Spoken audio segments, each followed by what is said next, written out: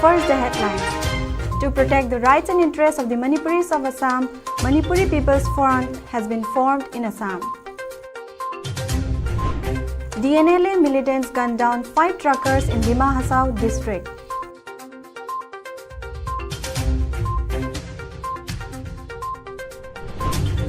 Flood situation worsens in Assam, nearly 86,000 people affected.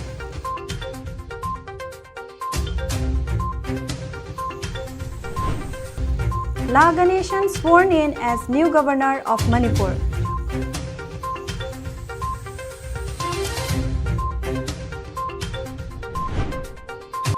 News on Afghanistan in this week.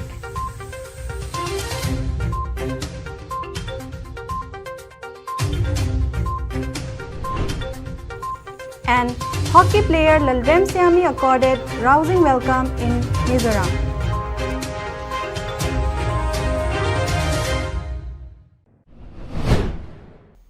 Hello everyone, you are watching the weekly bulletin of Imoinu Live. I am Nilima Singh presenting you the news. Before giving you the news in details, Imoinu Live makes an appeal to all the viewers to carefully observe the SOPs given by the administration to contain the spread of COVID-19 pandemic. Let masks be used at all social gatherings. Let social distancing of 6 feet be maintained between 2 persons.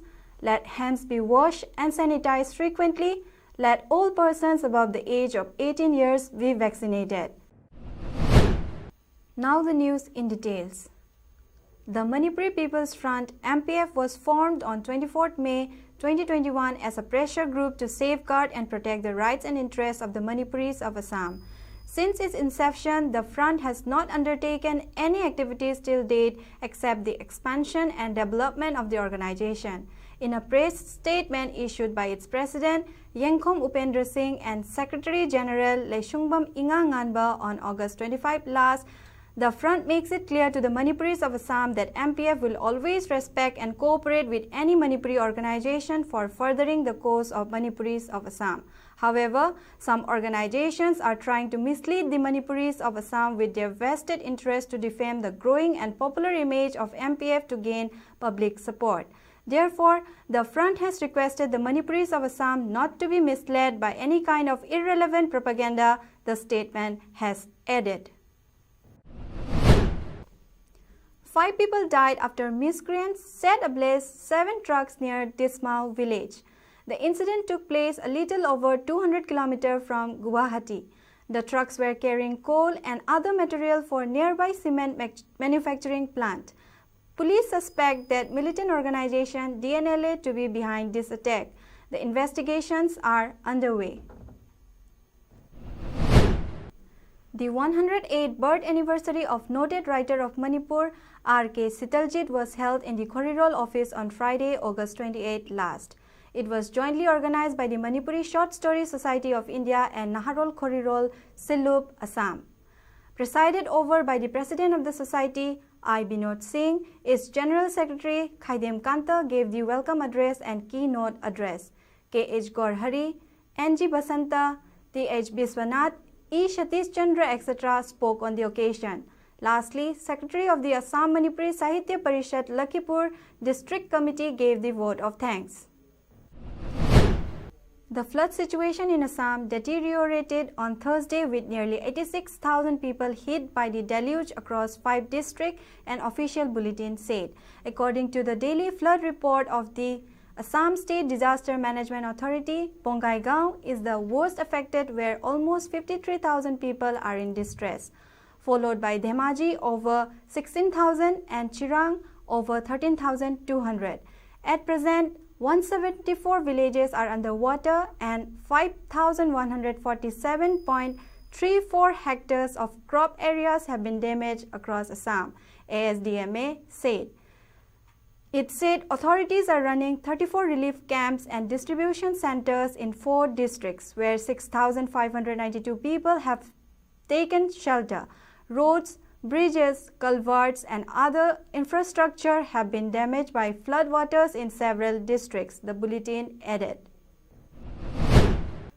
Former Rajya Sabha member and senior BJP leader La Ganeshan, 76 years old, was sworn in as the 17th governor of Manipur at Raj Bhavan in Imphal on Friday, August 27, 2021. The Chief Justice of the Manipur High Court, P.V. Sanjay Kumar, administered the oath of office and secrecy to the new governor. Chief Minister N. Biren Singh, Deputy Chief Minister Y. Joykumar Singh, Speaker of Manipur Legislative Assembly Y. Khemchand Singh, Chief Secretary Dr. Rajesh Kumar and other dignitaries were present during the swearing-in ceremony. Later, the new governor told reporters that he would work sincerely for the welfare of Manipur. He inspected a guard of honor and visited the Indian National Army Memorial at Moirang in Bishnupur district. The new governor also went to visit Sri Sri Govindaji Temple, popular pilgrim destination located in Imphal East district. The Assamese version of Srimad Bhagavad Gita, written by noted Hojai writer Renuka Devi Shastri, was published on Sunday, August 22nd last in the premises of Sanskrit Ved School of Hojai, Gaurnagar. On this auspicious of book releasing ceremony, Professor Amalendu Chakrabarti of Rabindranath Tagore University of Hojai graced as chief guest. Our Hojai correspondent S. Hemanta Kumar Sharma has informed that writer Renuka Devi Shastri had already published 3 books to her credit, namely Mahakavi Kalidas in Assamese, Srimad Bhagavad Gita in Manipuri and Chamlabi Thamoi in Manipuri, which have acclaimed much recognition from the readers' circle. After capturing administrative power in Afghanistan, the Taliban has warned the Afghan women not to go outside for work. Instead, they should remain working at home. Taliban spokesperson Zabiullah Mujahideen has said that the world had witnessed its seriousness when a lot of unwanted occasions took place in Afghanistan during the Taliban's administrative period of 1996 to 2001. Since the Taliban fighters are not yet fully trained in running administration, the women folk will be facing immense struggles if they go out for work, the spokesperson added. Though the Taliban has announced to stake claim of ushering a new era of development in its administrative reforms in Afghanistan, the rights of women have still remained dim. And in many parts of the country of Afghanistan, the Taliban has started torturing the women. When Taliban was in power between 1996 and 2001, the Afghan women were not allowed to move out in streets alone. They needed to take at least a male guard and they would be wrapped with clothes around the whole body. Otherwise, they would face punishment. On seeing the excessive torture upon women, the World Bank has suspended financial aid to Afghanistan. On the other hand, the Taliban spokesperson has also warned that the US should complete evacuation of their people from Afghanistan within next week as promised by the US. Kabul blast, death toll hits more than 100. Evacuation flights resume. 2 powerful bombs exploded outside Kabul's Hamid Karzai airport on Thursday, August 26, 2021, while civilians continued to seek to escape on flights from Taliban-controlled Afghanistan.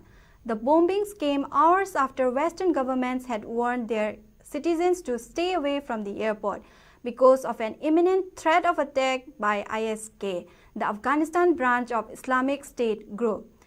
The first explosion happened near the Baron Hotel close to the airport's perimeter. British officials to process Afghans hoping to travel to the UK were using the hotel.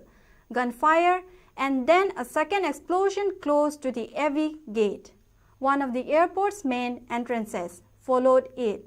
US and British troops had recently been deployed the area around the Abbey Gate. A senior health official in Kabul told the BBC that more than 100 people had died and 150 were injured.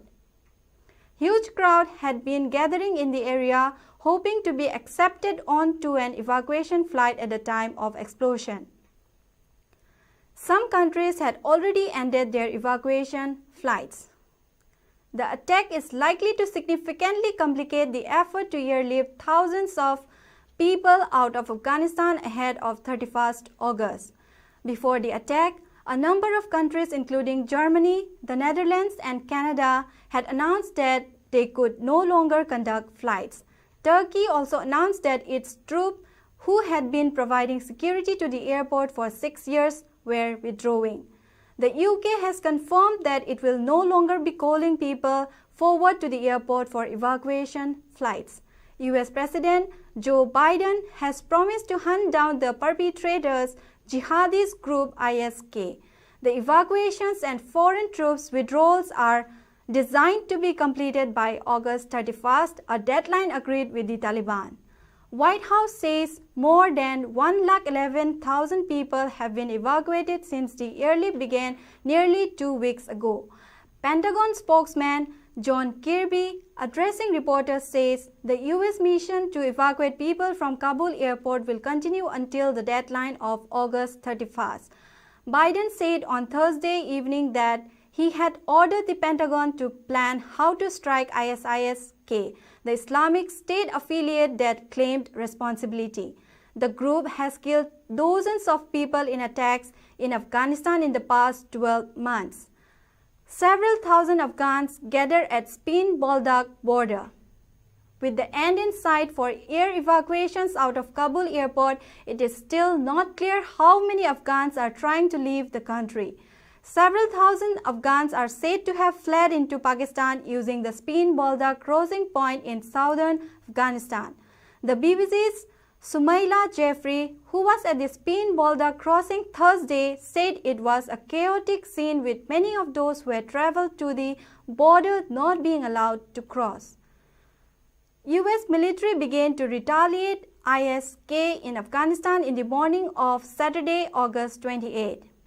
The US military says it believes that it has killed a planner for the Afghan branch of the Islamic State group in a drone strike in the east of the country. The suspected member of the ISK group was targeted in Nangarhar province of Afghanistan. Mizoram accorded a hero's welcome to Lalrem Siami, who was part of the Indian women hockey team that played in Tokyo Olympics 2021, when landed at Lengpui Airport on Wednesday, August 25 last. The lone Olympian from the state in Tokyo Games and the first woman from the state to have actually played for India in the Olympics was given a formal state reception normally reserved for the visiting VVIPs from outside the state, an official statement said. First in line at the reception were the Mizo hockey players who proudly welcomed home their member. They felicitated her with a Mizo ceremonial shawl, Tollo Puan, a shawl worn only by brave warriors in Mizo society. State Sports Minister Robert Romawiaroite had given her an official escort from New Delhi to Aizawl. The Mizoram government has offered 21-year-old Lalrem Siami a post of chief hockey coach under Sports and Youth Service Department, a plot of land in her hometown, Kolasip, besides a cash award. On the other hand, Union Defence Minister Rajnath Singh on August 27 felicitated Defence Forces personnel who took part in Tokyo Olympics, including Olympic gold medal winning javelin thrower Neeraj Chopra at the Army Sports Institute ASI in Pune. Singh also renamed the ASI Stadium after Neeraj, who bagged the country's first gold, second individual gold medalist for India after shooter Abhinav Bindra. Before we wrap up, let's have a look at the headlines once again. First, the headlines. To protect the rights and interests of the Manipuris of Assam, Manipuri People's Front has been formed in Assam. DNLA militants gunned down 5 truckers in Dima Hasao district.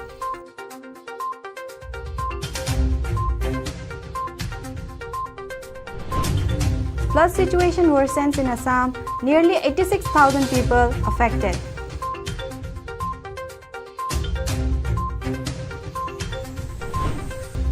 La Ganeshan sworn in as new governor of Manipur.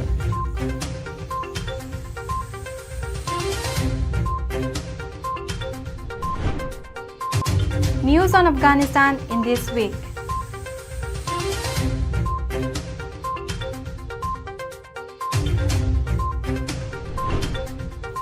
And hockey player Lalrem Siami accorded rousing welcome in Mizoram.